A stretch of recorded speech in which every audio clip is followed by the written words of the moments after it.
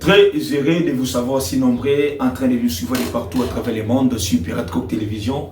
Bonjour et bonsoir, Nabandeko Nyon sur le Pirate Coq Télévision, Bandoka Diaspora, Bozam Meke, Bozam tous les partout à travers le monde.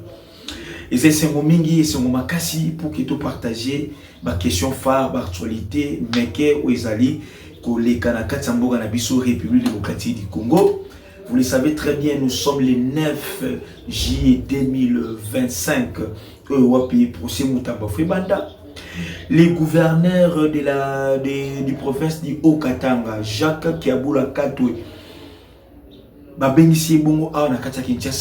vice-ministres, par les vice-premiers ministres et ministres de l'Intérieur, Jacques Chabani. On va en parler dans cette émission, très chers amis téléspectateurs. Élection au niveau de la Cour constitutionnelle. Dieudonné Kamouleta, Tokomi Wapinado Chenaye, on va en parler. Et puis, très chers amis téléspectateurs, la plainte qui a été déposée dans Mboka, Belgique, pour accuser le chef de l'État actuel et toute sa famille. Pourquoi cette plainte? Qu'est-ce qui est caché derrière cette plainte? Qu'est-ce que nous devons savoir sur cette plainte? Alors, pourquoi la plainte à question est un moment où la RDC a signé un accord de paix avec les Rwandais? Merci de nous suivre de partout à travers le monde. Abonnez-vous massivement. Commençons d'abord par les sujets qui concernent l'ancien ministre de la Justice, qui est, entre autres, M. Constant Moutamba. Comment est-ce qu'il était accusé pour détournement des deniers publics liés à la construction de la prison dans Katiamboka Bongo qui Sangani. Alors, très chers amis téléspectateurs, les lots procès n'a bandi, je vous laisse un peu suivre ces éléments vidéo. Europi Tomoni ministre Aouti Andapunaye avec une forte mobilisation des membres, des gens, des familles, des jeunes, des mamans et des papas.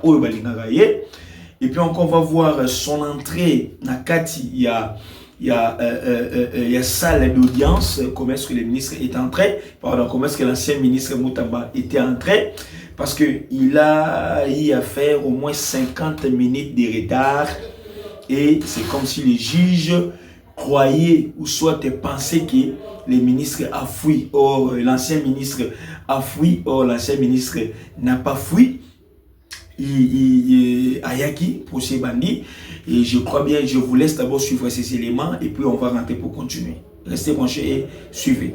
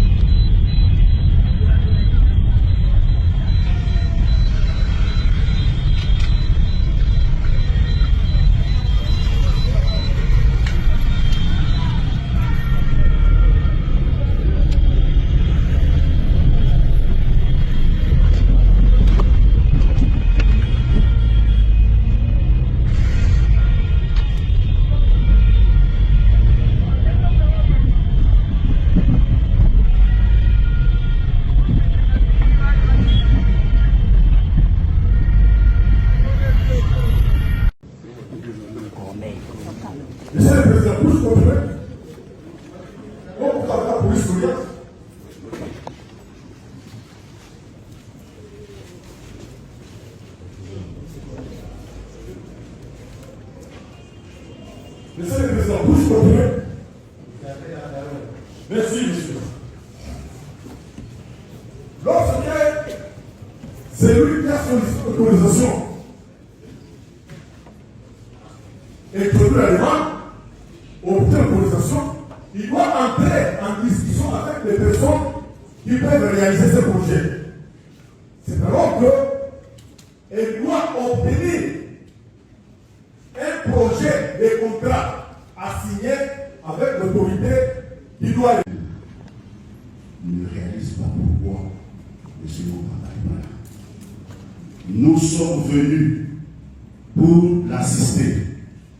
Au dernier appel que nous avons effectué, il était en route. Pour l'instant, je dois à la vérité pour dire que nous devons considérer qu'il s'agit d'un cas de force majeure. Un cas de force majeure. Et comme la Cour ne peut pas instruire cette cause avec des avocats dont le client n'est pas physiquement présent, et comme aussi en espèce, les avocats de bonne foi qui sont venus assister le client n'ont pas eu accès au dossier judiciaire. La combinaison de ces deux éléments me semble être de nature à permettre à la haute cour envers laquelle nous n'avons que du respect d'apprécier ces circonstances exceptionnelles et de daigner renvoyer l'affaire à telle date que des solutions soient prises. Vous avez suivi religieusement l'ambiance tout autour, il y a procès, tout autour, il y a arrivé, tout autour. Dans audience, il est serein, il est sérieux, il a des convictions, il est à l'aise, malgré en les regardant, vous voyez voir que non, il a toujours son calme et son charisme. Alors, il va affronter la justice par rapport à son dossier prétendu détournement des deniers publics. Il va brandir ses preuves de conviction. Il va brandir ses preuves où il peut défendre. Il a ses avocats. La République aussi a ses avocats pour mettre au clair la situation où il y a un dossier. Les autres pensent qu'il est innocent. Les autres pensent qu'il a volé, il a détourné. Les autres pensent même qu'il y a une tentative. Alors, les procès commencent aujourd'hui. On va essayer toujours de vous informer par rapport, il y a avancement, il y a procès, il y a dossier. Si place Ouiwapi et Kousuka, on va voir si c'est un dossier politique, si c'est un dossier judiciaire. Parce que notre justice est tellement, je peux dire, mingi, mingi, la loi, il y a dominé. Alors on va voir ce que Place Ouapi Moutamba avec son dossier, avec ces dossiers ici. Et Kousuka,